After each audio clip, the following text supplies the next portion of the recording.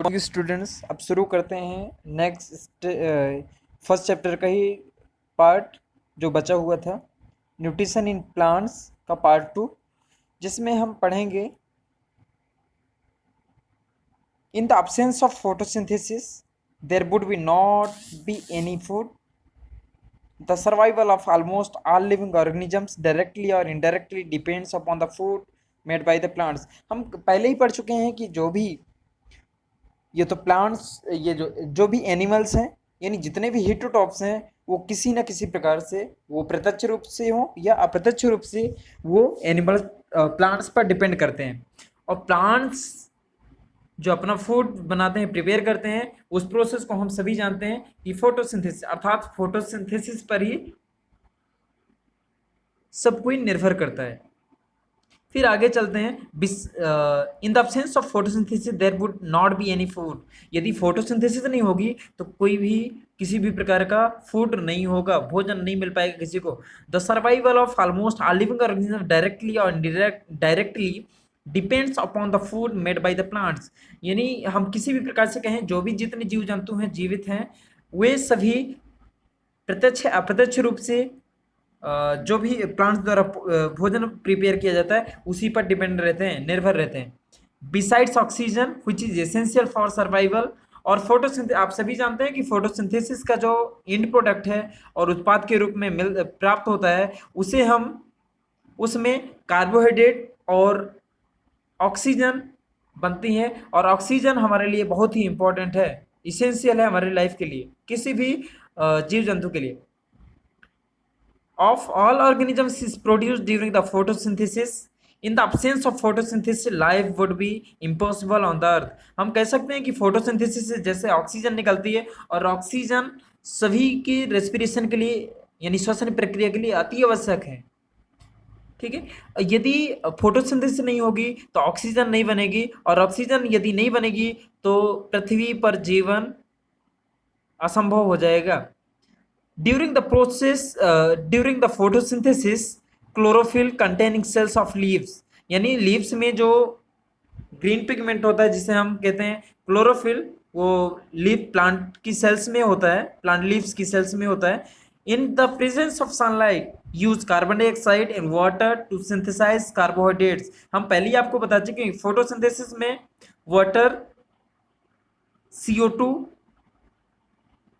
और सनलाइट का यूज करके ऐसा रॉ मटेरियल क्लोरोफिल के प्रेजेंस में ये फोटोसिंथेसिस होती है, जिससे कार्बोहाइड्रेट और ऑक्सीजन इमिट होती है, निकलती है, रिलीज होती है और बनती है. जैसे यहाँ पर लिखा हुआ carbon dioxide plus water, sunlight के प्रेजेंस में क्लोरोफिल, और ये बनता है कार्बोहाइड्रेट और ऑक्सीजन बनता है. अब इसी के साथ में हम सबसे पहले बात, तो ये लीफ में कैसी संरचना होती है, कहाँ पर बनता है, ये कैसे. तो सबसे पहले बता दें कि जो लीफ होती है, लीफ ग्रीन कलर, लीफ की जो सेल्स होती हैं उनमें कई प्रकार की सेल्स होती हैं. यदि उनका सेक्शनिंग किया जाए, यदि उसको काटा जाए तो TS किया जाए, ट्रांसवर्स सेक्शन बोलते हैं जिसे. यदि उसको काटा जाए तो हम काटते हैं तो तब हम देखते हैं कि सबसे ऊपरी वाली परत जो एपिडर्मिस कहते हैं, और उसी में फिर लॉन्गिट्यूडनल सेल्स, यानी जैसे स्तंभाकार सेल्स होती हैं. स्तंभाकार कहने का मतलब है जिसमें कॉलम के रूप में जो सेल्स होती हैं, हम उन्हें पैलिसेड टिश्यू बोलते हैं, या पैलिसेड. एक इंडिविजुअल सेल की बात करें तो पैलिसेड बोलेंगे. ठीक है. फिर उसी के साथ में जो सेल्स, जो हमारी प्लांट लीव्स होती हैं, उस पर पोर्स प्रेजेंट होते हैं जो गार्ड सेल्स द्वारा रेगुलेट किए जाते हैं. हम उन्हें गैसियस एक्सचेंज के लिए वो यूज किए जाते हैं, उन्हें हम बोलते हैं स्टोमेटा.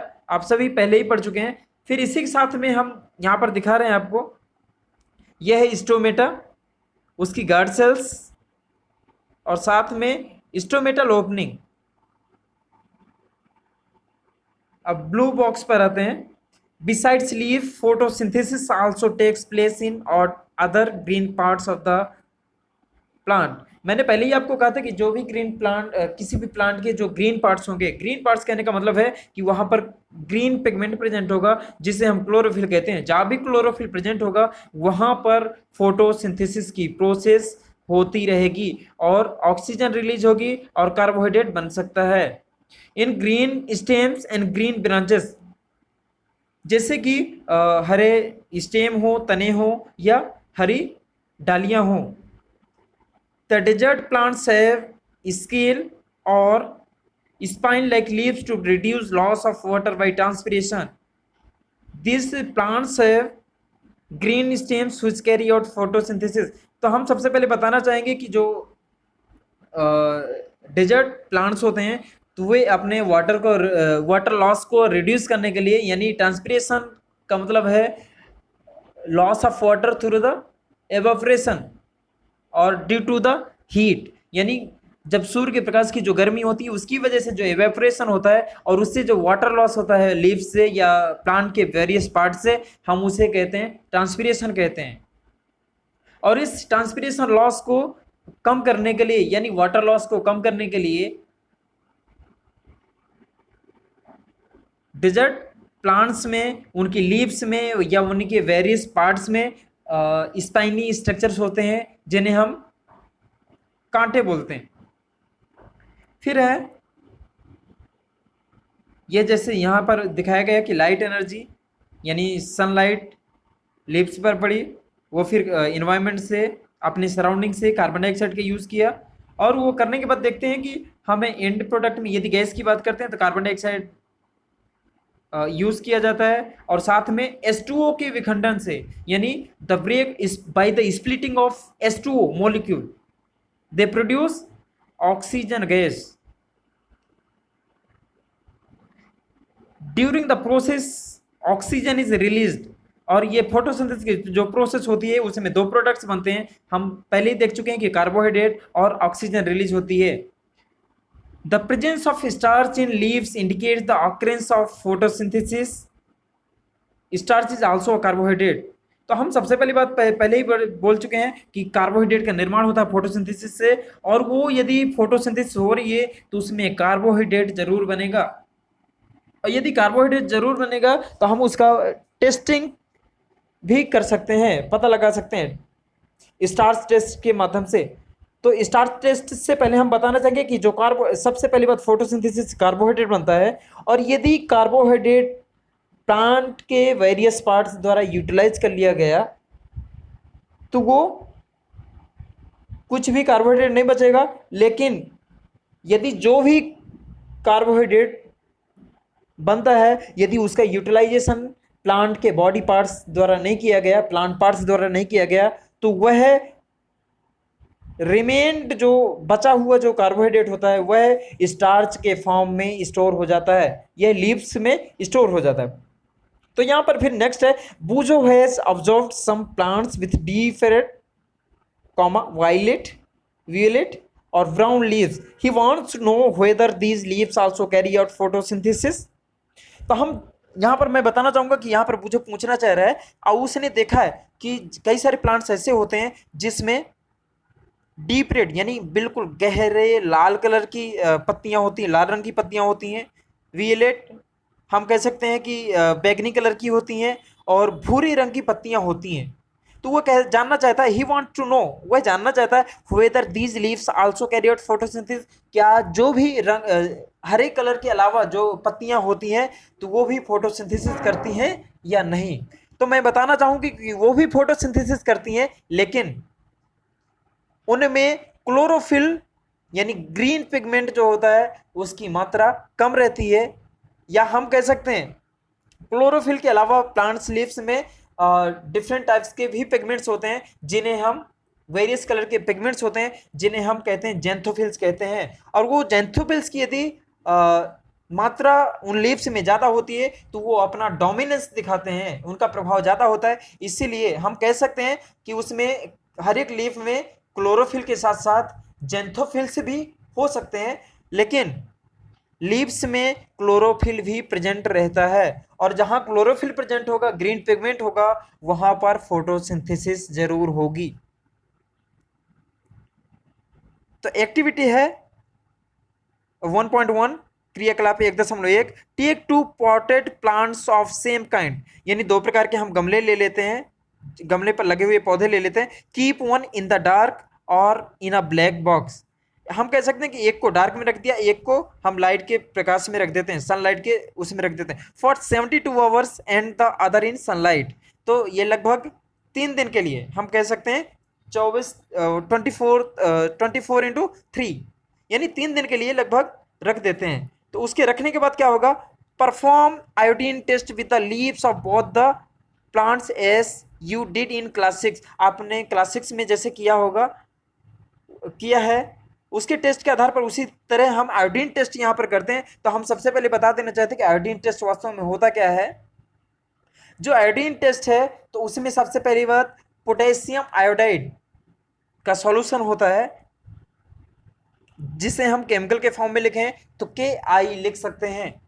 और यदि हम कार्बोहाइड्रेट का यदि टेस्ट करना चाहते हैं, आयोडीन टेस्ट करना चाहते हैं, यदि हम उस पर करेंगे तो यदि आयोडीन सॉल्यूशन यदि उस पर डाल देंगे तो उसका रंग कैसे हो जाता है, हम इसको आगे बता रहे हैं। Record your results, now leave the pot which was earlier kept in the dark. और हम करते हैं कि सभी को ये छोड़ देते हैं कुछ समय के लिए, जो डार्क में रखा हुआ था या जो लाइट में रखा हुआ था, उन दोनों पर in the sunlight for 3 to 4 days, ऐसा पहले बता चुके हैं। For and perform the iodine test again on its leaves. हम कहने का मतलब है कि जो हमने आयोडीन टेस्ट कर रहे हैं हम दोनों प्रकार की लीव्स में करेंगे, जो डार्क में रखी हुई हैं या जो सनलाइट में रखी हुई हैं। Record your observations in your notebook. और ये जो भी आप देख रहे हैं जो अंधेरे में रखी हुई जो लीव्स पॉटेड प्लांट था उसकी लीव्स, और जो सनलाइट में रखा हुआ पॉटेड प्लांट था उसकी लीव्स, दोनों को टेस्ट करते हैं। और उसकी जो भी हमें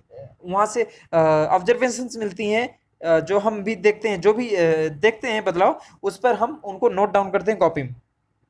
the leaves other than green also have chlorophyll. जैसे मैं आपको पहले ही बता चुका हूँ कि उनमें भी क्लोरोफिल होता है।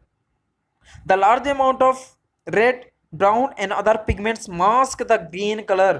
कहने का मतलब है हर एक में ग्रीन कलर होता है, हर एक लीफ में ग्रीन कलर होता है, लेकिन एक्सेस अमाउंट यानी ज़्यादा मात्रा में ब्राउन पिगमेंट होने की वजह से, रेड पिगमेंट होने की वजह से या दूसरे अन्य पिगमेंट्स होने की वजह से उनका मास्क हो जाता है, यानी कहने का मतलब प्रभावशाली ज़्यादा हो जाता है। इसकी वजह से ग्रीन पिगमेंट का प्रभाव हल्का कम दिखता है, उसका रंग बदला हुआ दिखता है, कम ग्रीन दिखती है।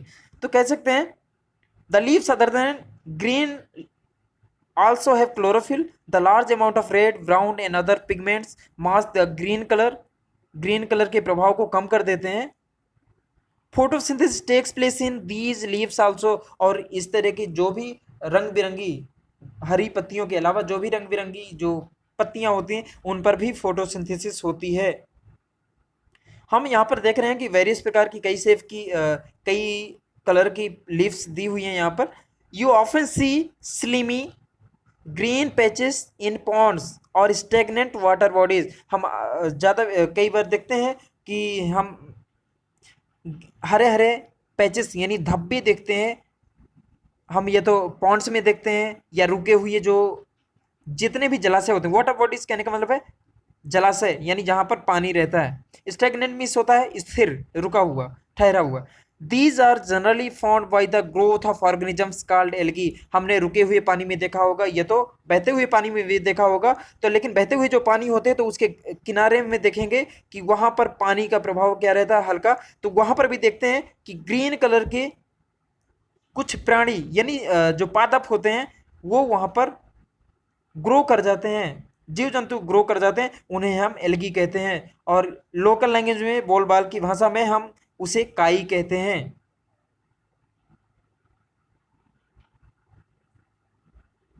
Can you guess why algae are green in colour? क्या आप कह सकते हैं, अंदाजा लगा सकते हैं कि एल्गी हरी क्यों होती हैं?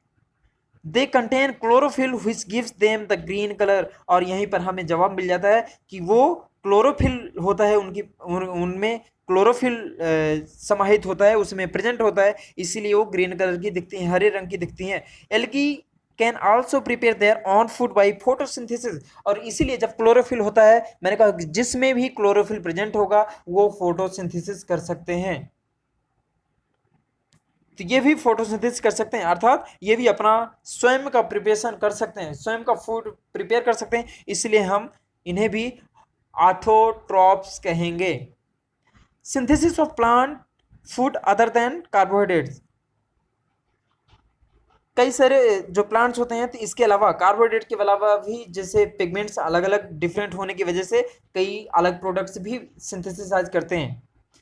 You have just learn that plant synthesise carbohydrate through the process of photosynthesis. और हम पहले ही पढ़ चुके हैं कि जो फोटोसिंथेसिस के द्वारा हम कार्बोहाइड्रेट, जो प्लांट्स होते हैं वो कार्बोहाइड्रेट का फॉर्मेशन करते हैं, उसका निर्माण करते हैं। Carbohydrates are made up of carbon. आप सभी जानते हैं कि कार्बोहाइड्रेट जो होता है तो वो कार्बन से बना होता है, हाइड्रोजन से और ऑक्सीजन के, इन सभी के मिलकर के बना होता है। These are use to synthesize other components of food such as proteins and fats। और जो भी फूड के कंपोनेंट्स होते हैं उनके सिंथेसिस में ये निर्माण करते हैं। कहने का मतलब कार्बोहाइड्रेट है, कार्बोहाइड्रेट हो सकता है यूटिलाइज किया जाए, उसके बाद यूटिलाइज करने के बाद उसको वेरियस कंपोनेंट, वेरियस जो एलिमेंट्स है उसमें टूट जाएं, और टूटने के बाद फिर दूसरे जो प्रोटीन्स होते हैं वो भी carbohydrate, protein, carbon, oxygen, hydrogen या दूसरे एलिमेंट्स हैं उनसे मिलकर के बने होते हैं, तो वो उनको बनाने में हेल्प करता है। जैसे प्रोटीन्स का निर्माण भी हो जाएगा और फैट्स का भी, या हम दूसरे का भी बात कर सकते हैं, जैसे विटामिन का भी निर्माण हो सकता है। But proteins are nitrogenous substances. लेकिन जो प्रोटीन होते हैं वो नाइट्रोजनस यानी नाइट्रोजन से बने पदार्थ होते हैं, व्हिच कंटेन नाइट्रोजन। जो प्रोटीन होते हैं उनमें कार्बन, हाइड्रोजन, ऑक्सीजन के अलावा नाइट्रोजन भी होता है, हो सकता है, लेकिन नाइट्रोजन प्रोटीन्स में जरूर होता है, क्योंकि जो प्रोटीन्स होते हैं वो एमिनो एसिड से मिलकर बने होते हैं, और जो एमिनो एसिड होते हैं उनका स्ट्रक्चर में नाइट्रोजन जरूर होता है। From where do the plants obtain nitrogen. लेकिन अब बात करते हैं कि जो प्लांट्स होते हैं वो नाइट्रोजन कहाँ से प्राप्त करते हैं, कैसे प्राप्त करते हैं, कहाँ से पाते हैं। Recall that nitrogen is present in abundance in gaseous form in the air. लेकिन हम सभी जानते हैं nitrogen is present in abundance means भरपूर मात्रा में, बहुतायत में, बहुत ज्यादा मात्रा में वातावरण में, वायुमंडल में उपस्थित होती है। These are used to synthesize other components of food such as proteins and fats। Sorry, हम ऊपर की तरफ चले गए। The nitrogen present in abundance in gases form in the air. वायु में प्रेजेंट रहती, वायुमंडल में प्रेजेंट रहती है। However plants can not absorb nitrogen in this form. लेकिन वायुमंडल में उपस्थित होने के बावजूद भी, ज़्यादा मात्रा में उपस्थित होने के बावजूद भी जो प्लांट्स हैं वो उसे डायरेक्टली नहीं ले सकते। उनका वायुमंडल में उपस्थित नाइट्रोजन का उपयोग डायरेक्टली कोई भी प्लांट नहीं कर सकता। Soil has certain bacteria that convert gaseous nitrogen into a usable and release it into the soil। जो सॉइल बैक्टीरिया होते हैं, सॉइल में कई सारे बैक्टीरिया होते हैं जो क्या करते हैं, वे गैसियस नाइट्रोजन को यानी वायुमंडल में जो नाइट्रोजन प्रेजेंट है उसको उपयोग करने योग्य, यूजेबल फॉर्म मीन्स उपयोग करने रूप में बदल देते हैं, नाइट्रोजन के उस फॉर्म में बदल देते हैं जो प्लांट्स द्वारा उपयोग किया जा सकता है। And release it into the soil. और वो जो बैक्टीरिया होते हैं उसका उपयोग करते हैं, और उपयोग करने के बाद वो उस नाइट्रोजन को इस फॉर्म में बदल देते हैं और उसको सॉइल में मिला देते हैं, और वो सॉइल में मिक्स हो जाते हैं। और फिर सॉइल से उन कंपाउंड्स का यूज, नाइट्रोजनस कंपाउंड बना दिए जाते हैं जो सॉइल में मिल जाते हैं, और सॉइल में मिलने के बाद हम उनको, जो प्लांट्स होते हैं उनका उपयोग कर सकते हैं। These are absorb by the plants along with water. और जो वाटर, जैसे कि सॉइल में नाइट्रोजनस कंपाउंड्स बैक्टीरिया ने बना करके डाल दिए, और वो डालने के बाद वो फिर वाटर में मिक्स हो जाते हैं सॉइल में ही, और वो सॉइल में जो वाटर है उसको प्लांट्स द्वारा एब्जॉर्ब कर लिया जाता है, और उसी में सोल्यूबल फॉर्म में प्लांट्स द्वारा यूटिलाइज कर दिए जाते हैं, अर्थात उसमें प्लांट्स में पहुंच जाते हैं। Also you might have seen farmers adding fertilisers rich in nitrogen to the soil. और आपने भी देखा होगा कई बार कि जो किसान होते हैं वो फर्टिलाइजर्स यानी रासायनिक उर्वरकों का यूज करते हैं जो नाइट्रोजन ऐसे रासायनिक उर्वरकों का प्रयोग करते हैं, उपयोग करते हैं जिसमें नाइट्रोजन की मात्रा ज़्यादा होती है और उसे मृदा में, मिट्टी में मिला देते हैं। In this way the plants fulfil there requirements of nitrogen along with the other constituents. तो इस प्रकार से क्या होता है, जो प्लांट्स होते हैं वो अपनी आवश्यकताओं की पूर्ति कर लेते हैं, अर्थात नाइट्रोजन जितनी आवश्यकता होती है, नाइट्रोजन की आवश्यकता पूर्ति की जा सकती है, प्लांट्स अपना यूटिलाइज कर लेता है along with the other constituents, और साथ में नाइट्रोजन के साथ साथ और भी जो तत्व रहते हैं जिनकी आवश्यकता प्लांट्स को रहती है उसका भी उपयोग कर लिया जाता है। Plants can then synthesise proteins and vitamins, और इसी तरह हम कह सकते हैं कि जो नाइट्रोजन है, नाइट्रोजन के जो नाइट्रोजन एलिमेंट है, इनका उपयोग प्रोटीन्स और विटामिन्स बनाने में किया जा सकता है प्लांट्स द्वारा। Other modes of nutrition in plants, हम पहले ही बात कर चुके हैं ऑटोट्रॉफ्स और हिटरोट्रॉफ्स की बात, हिटरोट्रॉपिक न्यूट्रिशन की, ऑटोट्रॉपिक और हिटरोट्रॉपिक न्यूट्रिशन की बात कर चुके हैं। लेकिन उसके अलावा भी कई और दूसरे भी तरीके हैं जिससे फूड के लिए दूसरों पर डिपेंड रहते हैं, जो हिटरोट्रॉप्स होते हैं। There are some plants which do not have chlorophyll, कई सारों के पास ऐसे प्लांट्स हैं जिनमें क्लोरोफिल नहीं होता है। They can not synthesise food, तो क्लोरोफिल नहीं होगा तो फूड नहीं प्रिपेयर कर सकते। How do they survive and from where do they derive nutrition, तो यदि वो ये सर्वाइव कैसे रहते हैं, जीवित कैसे रहते हैं, और वो अपने भोजन को, न्यूट्रिशन मीन्स अपना भोजन या कह सकते हैं कि पोषण, वो कहाँ से प्राप्त करते हैं। Like humans and animals such plants depend on the food produced by other plants, तो जिस प्रकार से एनिमल्स हैं या कह दिया जाए ह्यूमन बीइंग है, वो अपना भोजन प्रिपेयर नहीं कर सकते, इसी तरह ये जो प्लांट्स हैं जिनमें क्लोरोफिल नहीं होता है वो भी दूसरे प्लांट्स पर डिपेंड रहते हैं। They use the heterotrophic mode of nutrition, तो हम हिटरोटॉपिक न्यूट्रिशन की बात हम पहले ही कर चुके हैं, तो हम कह रहे हैं कि ये भी दूसरे प्लांट्स पर डिपेंड रहते हैं। तो look at figure 1.5, do you see a yellow wiry branched structure twining around the stem and branch of a tree, तो हम चित्र में आपको दिखाने वाले हैं, थोड़ी देर में चित्र दिखाएंगे जिसमें आप देखेंगे कि वो उस पेड़ के चारों तरफ, ट्विनिंग मीन्स लपटा हुआ, बिल्कुल उसकी शाखाओं में ब्रांच स्ट्रक्चर है, तो वहां पर बिल्कुल लपटा हुआ है येलो कलर का वायरी, बिल्कुल जैसे तार जैसा, जैसे पीला तार लपेटा हुआ हो ऐसा उसके तने में, और उसकी जो शाखाएं रहती हैं उस पर पूरा लिपटा हुआ है, पेड़ पर लिपटा हुआ। दिस इज अ प्लांट, ये भी एक प्लांट है और उसका नाम है कस्कुटा, जिसे हम हिंदी में बोलते हैं अमरबेल कहते हैं।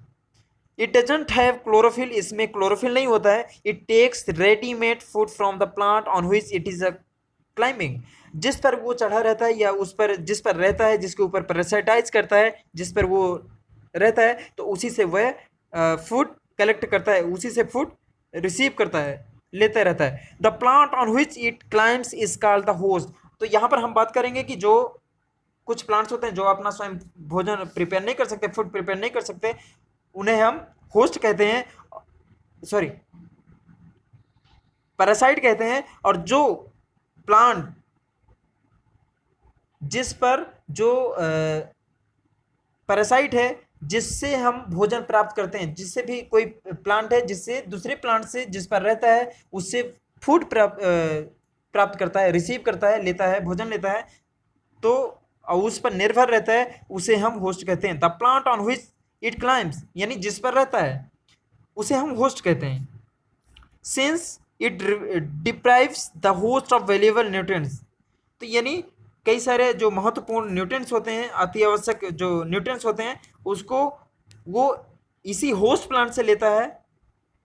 तो आप देख सकते हैं अमर बेल का ये पौधा है जो पीले कलर का, बिल्कुल सभी जगह तने में हो, ब्रांचेस में हो, सभी जगह ये फैला हुआ है और वहां से न्यूट्रिएंट्स प्राप्त करता है। Cuscuta is called the parasite, हम पहले ही बोल चुके हैं कि इसे पैरासाइट कहेंगे, और पैरासाइट को हिंदी में बोलते हैं परजीवी।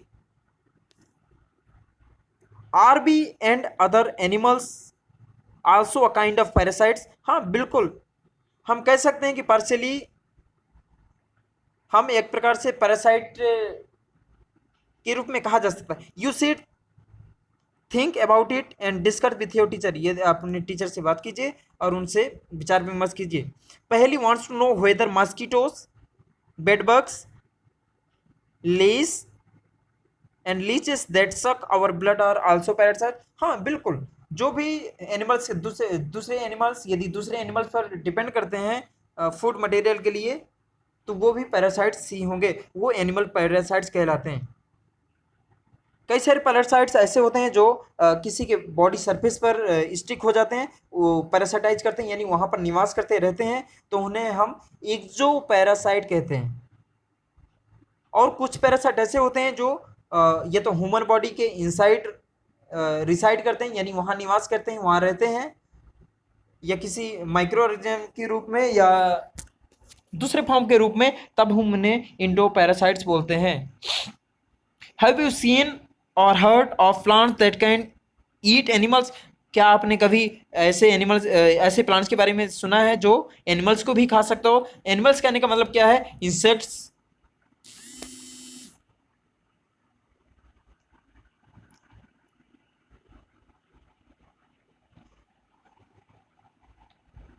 there are few plants which can trap insects and digest them. It is not amazing.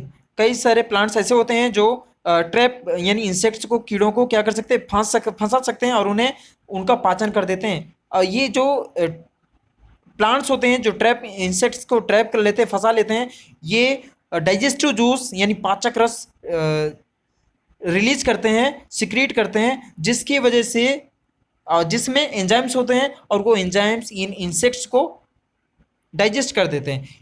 Is it not amazing? क्या यह विचित्र प्रकार की चीज़ें नहीं है? सच प्लांट्स में भी ग्रीन और सम अदर कलर। ये तो हो सकता है कि ग्रीन कलर भी हो सकते हैं या अदर कलर के भी हो सकते हैं। Look at the plant in figure 1.6। The pitcher like means होता है गटपड़नी यानी घड़ा जैसे का पौधा, और jug like structure is the modified part of leaf. और हम आपको सबसे पहले बताना चाहिए जो पिचर प्लांट है वो इंसेक्टिवोरस प्लांट होता है, जो इंसेक्ट्स को अपनी को डाइजेस्ट करता है, उसको ट्रैप कर लेता है अपने नाइट्रोजन के रिक्वायरमेंट को, नाइट्रोजन की आवश्यकताओं को पूर्ण करने के लिए। The apex of the leaf forms a lid which can open and close the mouth of the pitcher. तो यही इस प्रकार से होता है जिस प्रकार से आपने देखा होगा कि आपका जग होता है, जग में एक सिस्टम लगा रहता है कि उंगली लगा दिया जाए तो वो उसका ढक्कन खुल जाता है और फिर बंद हो जाता है। तो ये घड़े की तरह होता है, इसका ढक्कन जैसा रहता है, जहाँ भी ये फ्रेगनेंस यानी सुगंध छोड़ता है, स्मेल छोड़ता है।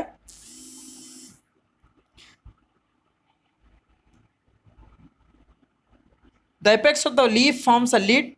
जो सबसे ऊपरी भाग होता है, ये सबसे पहली बात बता दें कि जो पिचर प्लांट है ये एक प्रकार से